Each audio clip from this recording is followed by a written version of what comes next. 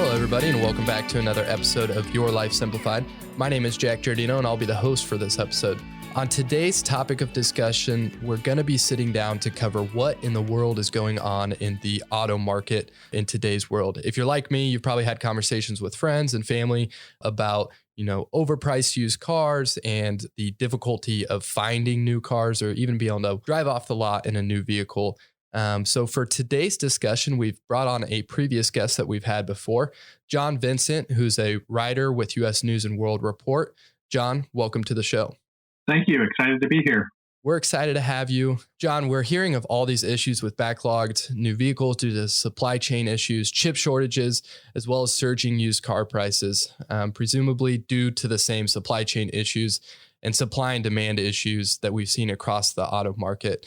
But just from a 30,000 foot view, would you be able to give kind of an explanation for what in the world is honestly going on in today's auto market? And why does it seem that everything's just a little bit hectic?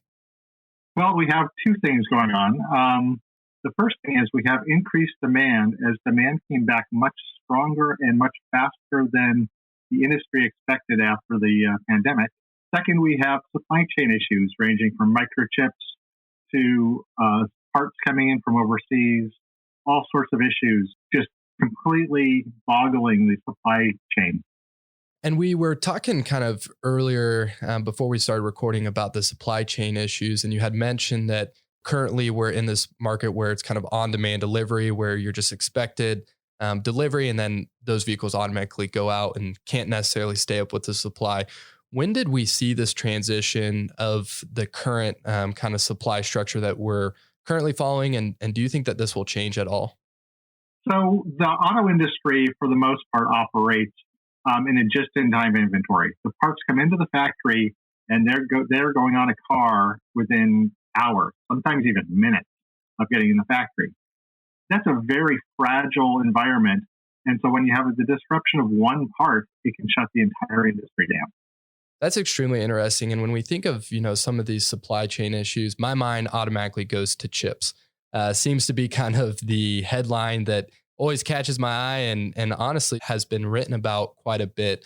I was reading an article a few weeks back that had mentioned something along the lines of, Tesla's has tended to stay on top of production and with kind of their goals and their marks that they've set to hit. And some of our traditional automakers such as GM or Ford or Dodge or Chrysler Ram or whoever have tended to fall behind. Is there a difference in the types of chips that they're using? How do we see this chip problem playing out over the next couple months or even, year or 2 years? So I'll start off with Tesla. Tesla looks different than every automaker in the world, and they do things differently than every automaker in the world. One of the things that they do is they use chips that are a little bit more versatile than you'll find in the traditional automaker's vehicle.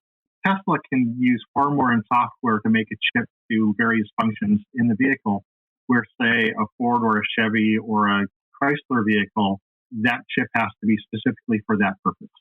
So looking forward, the disruption in the chip market is not going to go away tomorrow. It's not going to go away for another couple of years.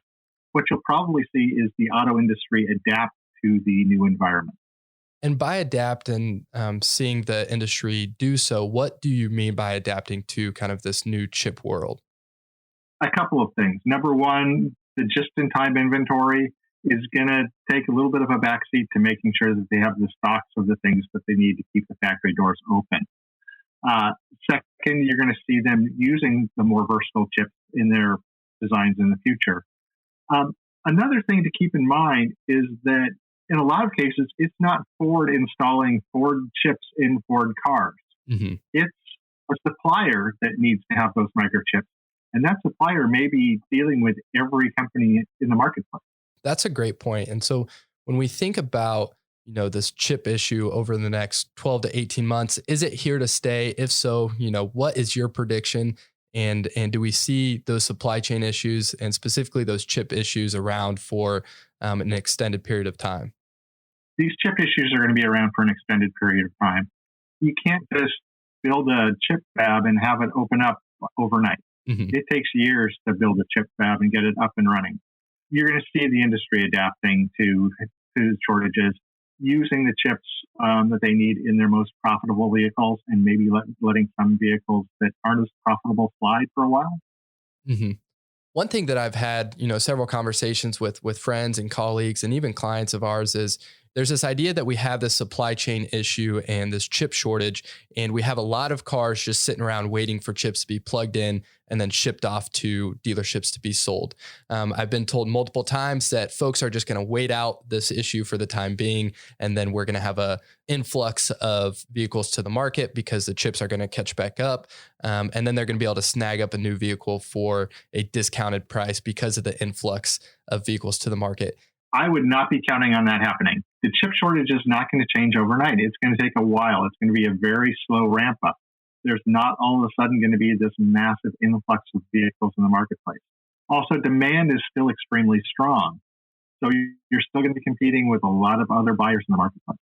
That's great to know. And I'll make sure to point folks to your answer when I have these conversations going forward. On a flip side, we've kind of been discussing new vehicles, but want to kind of pay attention or kind of divert the conversation to more of the used vehicle market.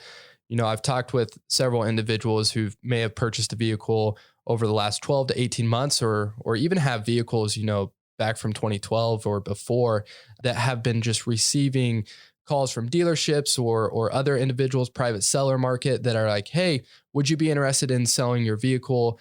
Here's what we see this vehicle going for. And it's, an astronomical price compared to what they thought their vehicle may have been valued at. Could you maybe explain kind of the used car market and why we're also seeing some craziness over there as well?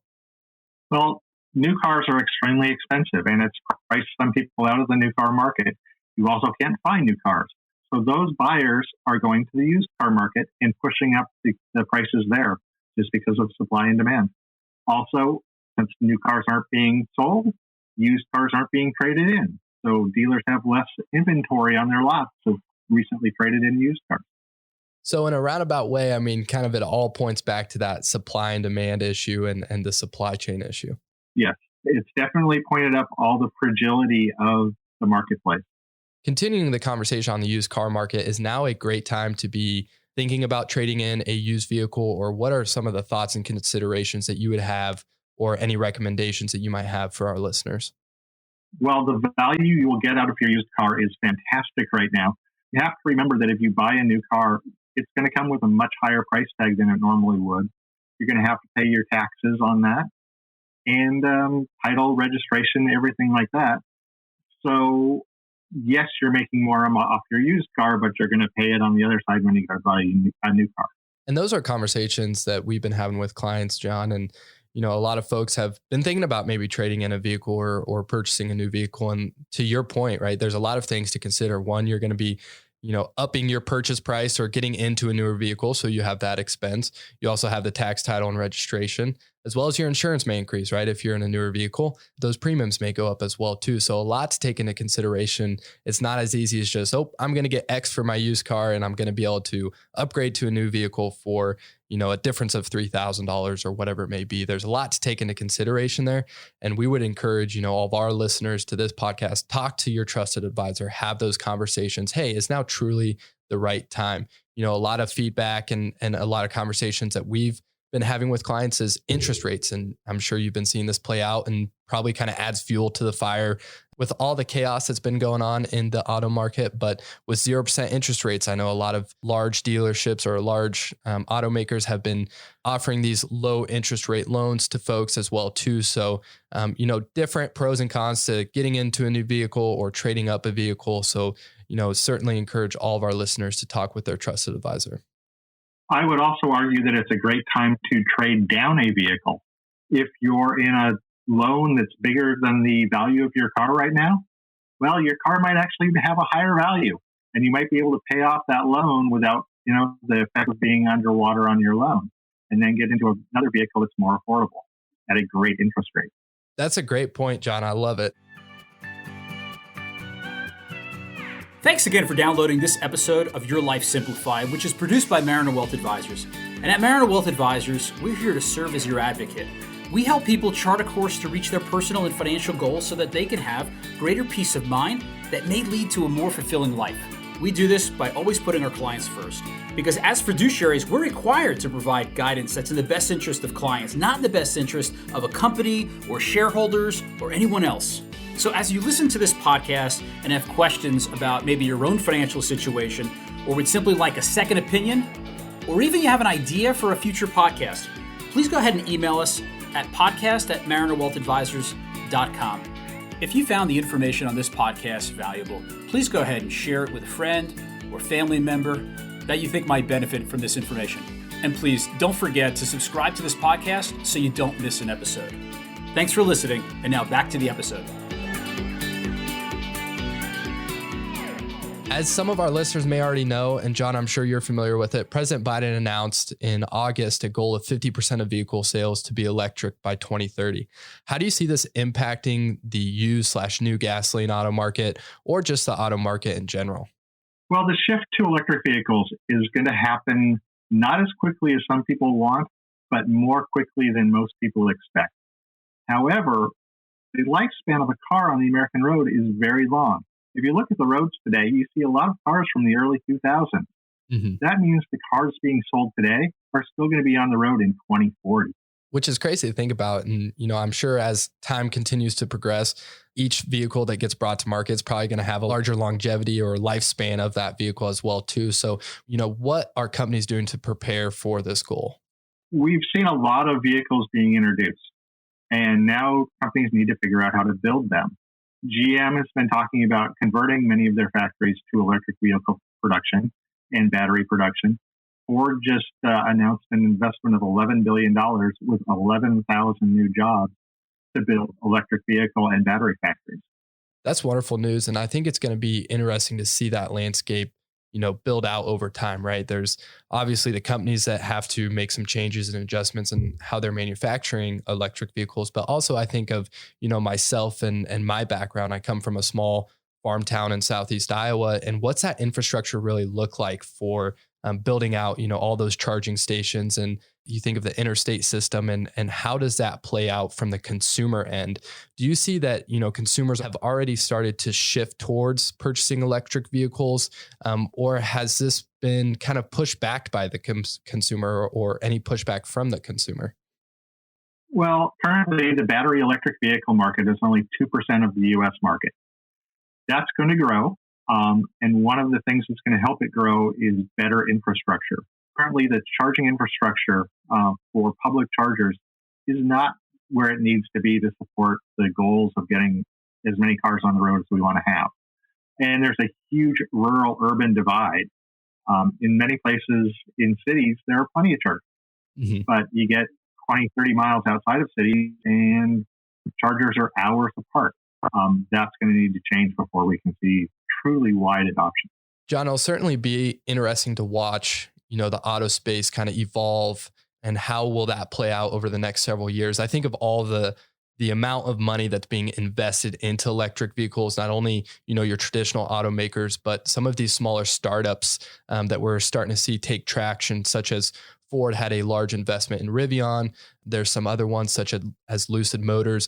Do you see those traditional automakers playing a large role in the electric vehicle space, or do you see this as an opportunity for other companies to kind of get their foot in the door and start playing an impact into the auto market world? Well, there's going to be a mix. You're going to see your traditional automakers in there in a big way. Ford jumped in with both feet with the Mach-E Mustang and the F-150 Lightning. But you also have some great startups. Rivian is one of them that was the first to the marketplace with an electric pickup. Fisker with the Ocean SUV that comes out next year. Great vehicle from everything we've seen and relatively affordable. And then there are the pie in the sky companies like Lucid who are building extreme performance cars that may take some business away from the high end of Tesla. Mm-hmm. When we think of more of the traditional auto space, gasoline, diesel fuel, compared to the electric auto space, is there anything that consumers should be aware of when they're thinking about going and purchasing a new vehicle and making, comparing those pros and cons to, do I want to pursue a gasoline vehicle or do I want to maybe try to get into an electric vehicle? Kind of how does that thought process work and how should the consumer approach that conversation with themselves? I think that the average family right now could benefit from having a mix, having one gasoline vehicle and having one electric vehicle for commuting, because most American commutes can be easily covered with an electric vehicle and just charge it at night. It's easier than going to the gas station. If you're in rural America, you really don't have a great option yet because the range isn't there, the infrastructure isn't there. In a lot of cases, you have severe weather in, say, the northern plain states where electric vehicles aren't proven. So there's more work to be done on every aspect. You also need to look at electric infrastructure in America and think, will I always be able to charge when I want to? There are some questions there. That kind of brings up another point. I've seen a lot of hybrid vehicles too. I was just watching Monday Night Football the other night, and they had a commercial. I don't know if it was a Lincoln. I don't exactly recall, but they had this hybrid vehicle of electric. Plus, also you could use gasoline as well too. Do you see this being a transition to get to fully electric vehicles until battery power is there to maybe travel those longer distances, or is this just kind of going to be a one-off deal that a lot of companies do with the main focus being electric vehicles? The vehicle you're talking about is a plug-in hybrid electric vehicle, and fantastic for doing what we ask vehicles to do in America. That is, commute 20 miles to work every day, where you can go home and charge it at night. And then on the weekend, take a longer drive. When a plug-in hybrid runs out of electricity, it seamlessly switches over to its gasoline engine and operates like a traditional hybrid. It's really the best of both worlds. It's exciting to see this technology, come to market as well too.